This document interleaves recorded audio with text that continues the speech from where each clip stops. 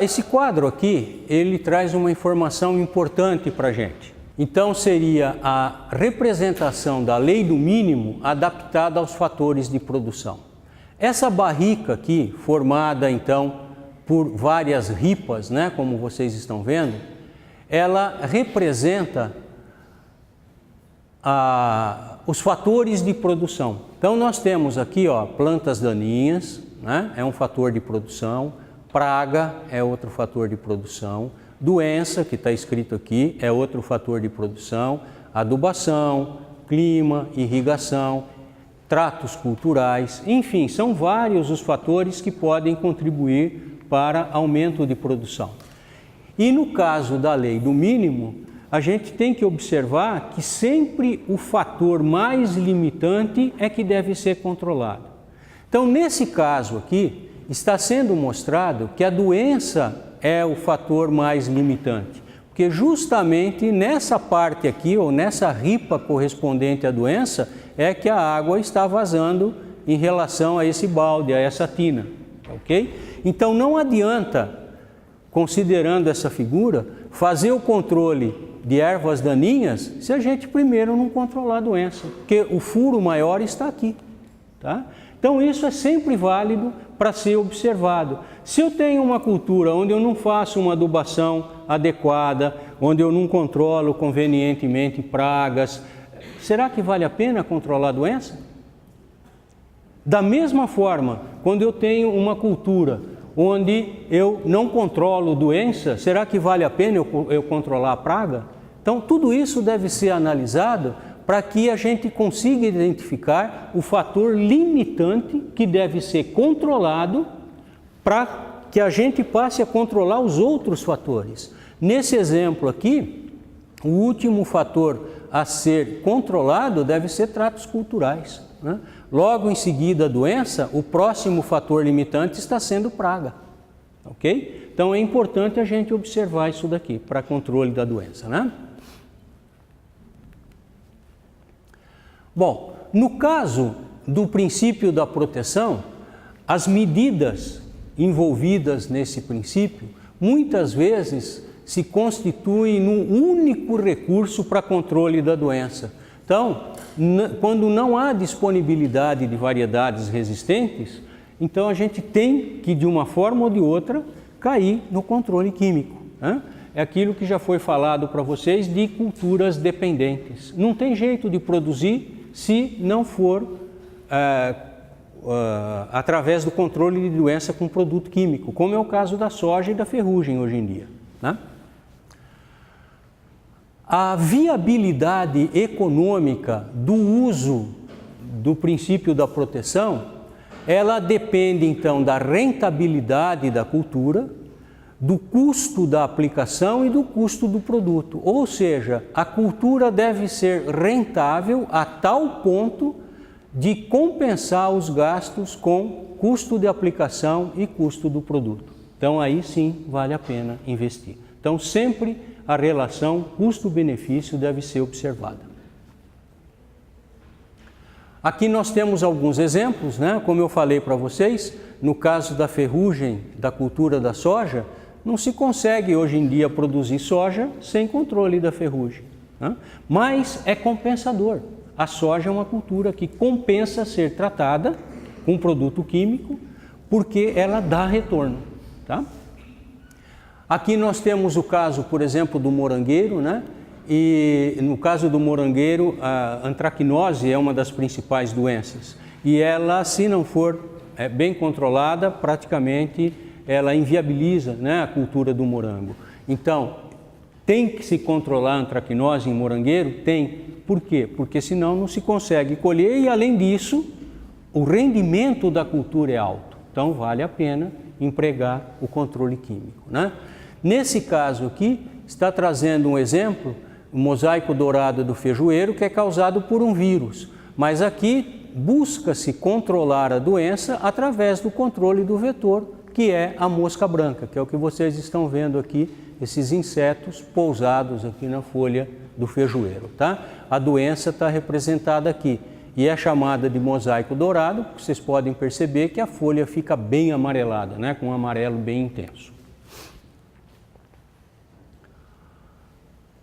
Bom, como no caso do cafeeiro, em que foram desenvolvidas variedades resistentes para controle da ferrugem, o princípio da imunização também pode ser aplicado, e é aplicado, em outros patossistemas, né?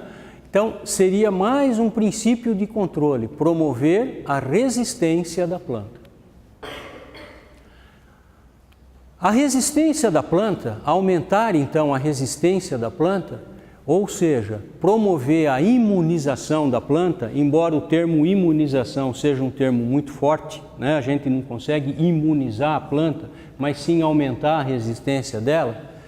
Pode ser feita então essa imunização através de processos genéticos, pode ser feita imunização química através de fungicidas sistêmicos e pode ser feita também a chamada imunização biológica. Então vamos ver rapidinho cada uma das formas de se promover imunização. No caso da imunização genética, né? Ela seria exercida então por meio do desenvolvimento de variedades resistentes. Então, quando a gente falou em controle genético, nós dissemos que a introdução de genes de resistência em variedades agronomicamente desejáveis é o processo mais adequado para se controlar a doença, ok? Mas muitas vezes nós não temos esse recurso, né? Aí então a gente tem que partir para a parte de controle químico. Mas voltando aqui, a parte então de imunização genética é exercida pela produção de variedades resistentes, no caso, considerando o agricultor, esse tipo de controle não onera diretamente o custo de produção. Talvez onere um pouco na aquisição da semente. Possivelmente uma semente melhorada, né, geneticamente, seja mais cara do que a semente de uma variedade que não foi melhorada. Tá? Mas, por outro lado, a época de plantio, a forma de conduzir a cultura, a época de colheita, todos esses processos não vão ser mudados em relação à cultura que está sendo implantada com variedade resistente. Então é por isso que a gente diz que o uso de variedade resistente não onera diretamente o custo de produção, porque todos os processos permanecem o mesmo. Talvez só na aquisição da semente é que o produtor tenha um gasto um pouco maior. Então aqui nós temos duas figuras mostrando então a vantagem de se usar a variedade resistente, né? Nesse caso aqui nós temos pimentão resistente a vírus. Vocês podem perceber aqui o desenvolvimento das plantas que são resistentes e o desenvolvimento das plantas que são então suscetíveis, que não têm o gene de resistência a esse vírus. Aqui nós temos mancha foliar em milho, onde pode-se perceber que nós temos plantas limpas, né? E nós temos plantas que são muito afetadas, onde ocorre então necrose do limbo foliar e que vai concorrer então para redução de fotossíntese e com isso redução de produção. Tá?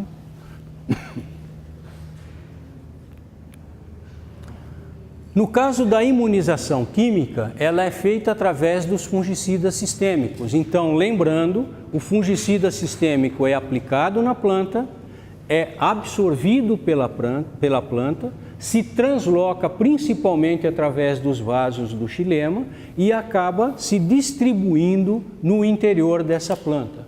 No caso, acumulando-se então nos tecidos vegetais. Então, com isso, a gente faz uma imunização, né, entre aspas, da planta na qual a gente está querendo controlar a atuação do patógeno. Nós temos aqui também duas figuras para mostrar isso.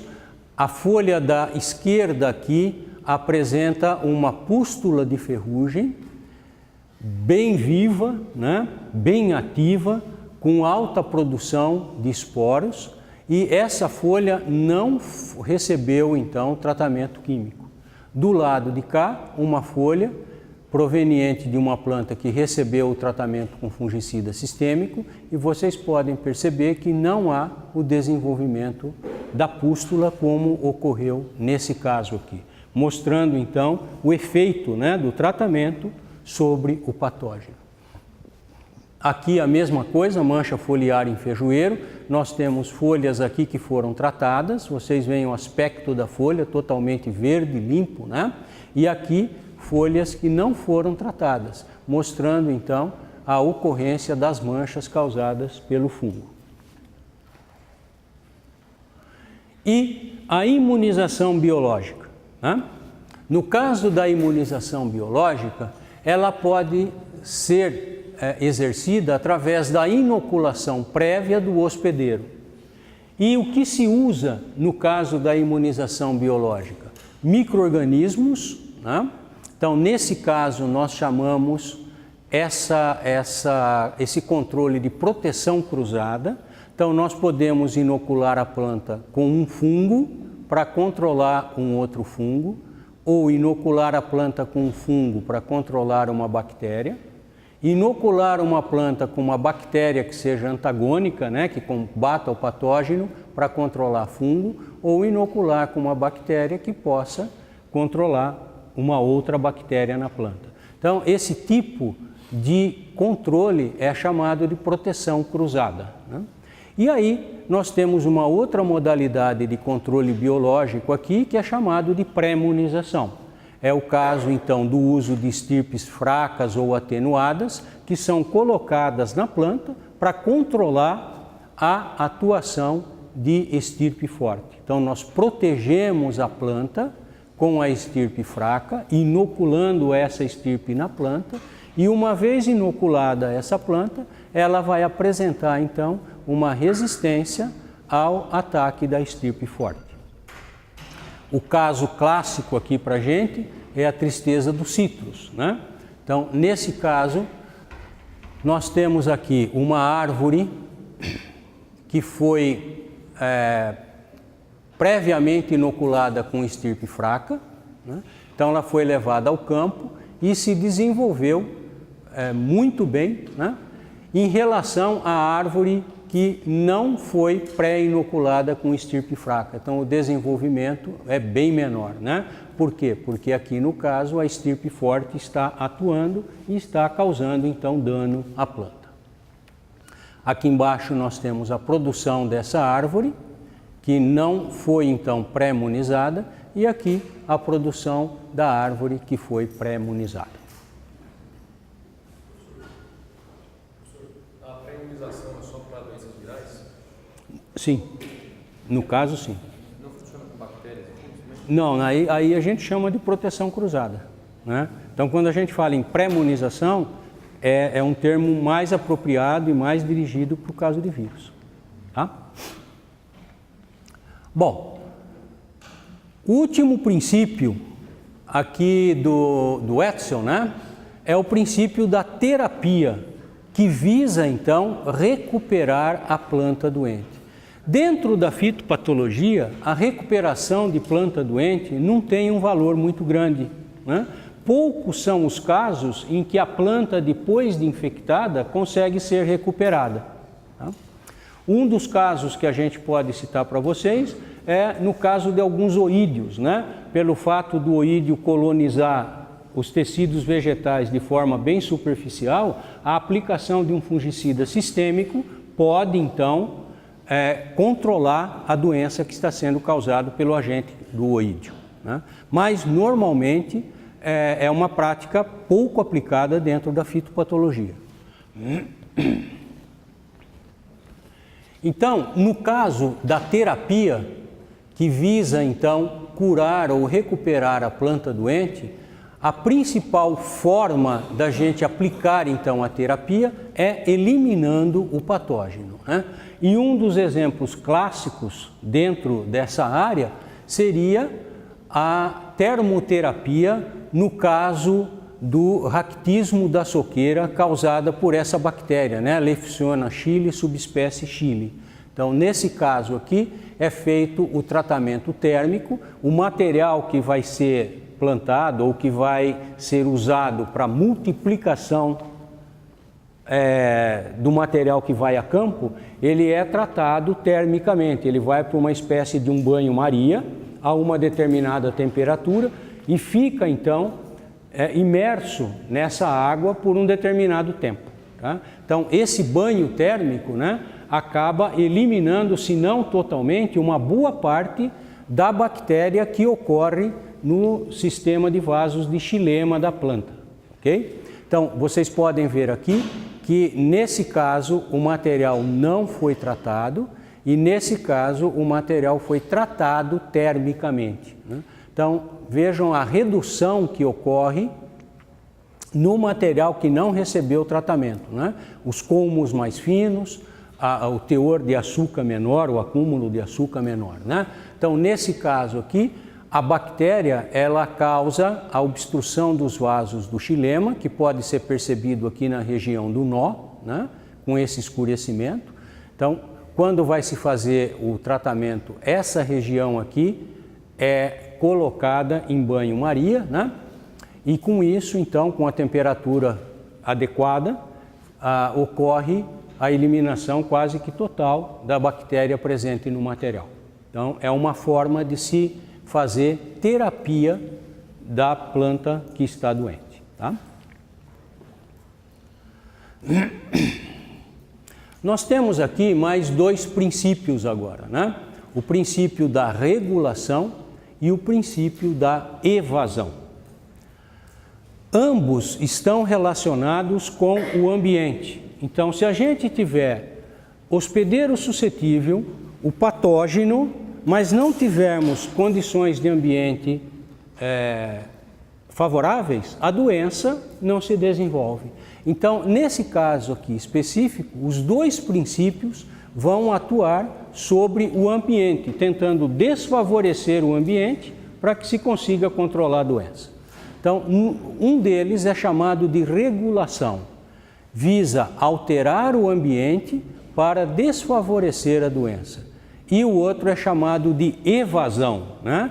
Então, envolve táticas de fuga à doença, fuga ao patógeno ou fuga ao ambiente que seja favorável. Então, nós temos dois exemplos aqui. No caso de evasão, seria a prevenção da doença pela fuga em relação ao patógeno ou ao ambiente favorável ao patógeno. E isso é feito através da escolha de área de plantio. Tá? Um exemplo aqui seria o mosaico do mamoeiro, né? É um exemplo que já foi dado em aulas anteriores, mas ele cai muito bem para explicar esse caso. Então, São Paulo chegou a ser o maior produtor nacional de mamão, né? E depois esse cultivo do mamoeiro migrou para o sul da Bahia e para o Espírito Santo. E hoje está mais ainda ao norte do país. Tá? O que aconteceu nesse caso? Aqui em São Paulo, a ocorrência da doença estava muito alta. Então, a população do afídeo responsável pela transmissão de vírus e também as fontes de inóculo ocorriam com alta intensidade. O que o pessoal fez? Deslocou a área de plantio para a região do sul da Bahia e do Espírito Santo. E passaram, então, a aplicar como controle o Rogaine. Quando aparece a planta doente na cultura do mamoeiro, nessas duas regiões aqui, da Bahia e do Espírito Santo, a planta é arrancada. Então, com isso, se diminui a fonte de inóculo, né? E com isso, a doença, então, se torna menos problemática. Tá? Então, no caso, houve uma evasão, uma fuga em relação ao patógeno. Né? Um outro exemplo é o caso do mal do Panamá, em bananeira. Né? Já foi dito também que o estado de São Paulo praticamente não produz mais bananas nobres, como é o caso da variedade prata e da variedade maçã. Por quê? Porque o inóculo foi se tornando muito grande, né? À medida que os bananais eram ampliados em termos de área, as mudas que eram usadas para a implantação dessas novas áreas já eram levadas com a presença do fungo Fusarium oxysporum, né? Que causa então o mal do Panamá. Então, nesse caso, o fungo também causa obstrução dos vasos, né? E a planta acaba secando por inteiro. Vocês estão vendo aqui, isso não é nosso, é na América Central. Vocês estão vendo aqui plantios, um plantio de banana imenso, né? Com falhas, né? Uma foto aérea mostrando então falhas decorrentes de morte de planta causada por Fusarium. Tá? Então, o que o pessoal fez aqui no caso do estado de São Paulo? Passou a não plantar mais banana da variedade prata e da variedade maçã. Essas variedades migraram para outros estados. Tá? Então, foi uma forma de se fugir da doença ou fugir do patógeno. Então, são medidas de evasão. No caso de medidas de regulação, seria a prevenção da doença pela alteração de fatores do ambiente. Tá? Então, nesse caso aqui, nós temos principalmente adequação das condições de solo e equilíbrio de nutrição mineral. Então, nós podemos adequar determinadas condições do solo para controlar determinada doença, né? Ou podemos promover um equilíbrio mineral na cultura para que não ocorra a doença. Esse é um exemplo de alteração de condições de solo. Então, nós temos a doença chamada hérnia das crucíferas, é uma doença seríssima, né, para a cultura de crucíferas. Vocês estão vendo aqui um campo, né, em que as plantas estão praticamente murchas, né? Olha aí, sem vigor, é causado então por Plasmodiófora brassicae. Quando se promove a calagem, o pH do solo, o pH do solo é aumentado e desfavorece então a ocorrência desse patógeno que causa o dano à cultura. Ok? Então, a doença ou o patógeno é favorecida pelo pH baixo. Normalmente, nossos solos são de pH ácidos, né? Então, quando se faz a calagem, aumenta-se, eleva-se o pH, né? E elevando o pH, desfavorece o agente causal. Então, é uma forma de a gente regular o ambiente visando o controle da doença. No caso aqui, a hérnia, ela é representada por essas tumefações que a gente vê aqui no sistema radicular, né? Então, o sistema radicular fica totalmente destruído, né? E a planta, então, não tem um desenvolvimento normal. Olha o aspecto do sistema radicular cheio, então, dessas tumefações, né? Um outro caso, que já foi focalizado com vocês também, na parte de doenças abióticas, é o caso de tomate e pimentão, né? Então, no caso de tomate e pimentão, nós temos a chamada podridão estilar. A condição favorável é a deficiência de cálcio e o excesso de nitrogênio. Então, como que a gente vai controlar a doença? Controlando o ambiente. Então, no caso, o controle é feito através da calagem, aplicação, então, de calcário, e aplicação foliar de cálcio e adubação equilibrada, evitando o excesso de nitrogênio. Com isso, então, nós evitamos sintomas desse tipo que ocorrem nos frutos, né? Então, nós alteramos o ambiente para que haja desfavorecimento da ocorrência da doença. No caso aqui, uma doença abiótica. Então, como lembrete, o ditado popular, melhor prevenir do que remediar, é muito válido dentro da fitopatologia.